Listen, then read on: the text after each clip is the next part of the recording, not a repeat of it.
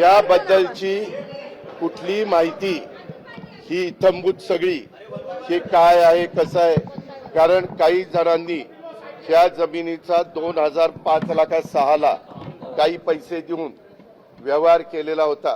त्याच्या संदर्भामध्ये पारच्या कंपनीला किंवा पार्थ आणि त्याचा जो काही सहकारी आहे दिग्विजय पाटील यांना कुणालाही जास्त त्याच्यातली माहिती नव्हती असं त्यांच्या बोलण्यात आलेलं आहे।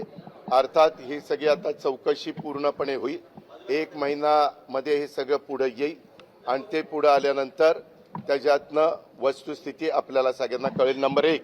आणि नंबर 2, मी पुन्हा सांगतो, इथनं पुढे देखील आता एखादा प्रकरण निघालं की आणखीन काही ना काही कुणी ना कुणी नवीन प्रकरण काढतात। कुठली प्रकरणं असली तरी संबंधित अधिकाऱ्यांनी त्या प्रकरणाची रीतसर चौकशी करावी, की माझ्या कुठल्याही नातेवाईकांशी संबंधित असली तर अजिबात अधिकारी वर्गाने घाबरण्याचं काही कारण नाही। आपल्याला पदापेक्षा कायदा श्रेष्ठ आहे, आपल्याला बाबासाहेब आंबेडकरांचं संविधान श्रेष्ठ आहे आणि त्याचाच आदर सगळ्या अधिकाऱ्यांनी आणि ऑफिसर लोकांनी केला पाहिजे, हे मी स्पष्टपणे ह्या निमित्तानं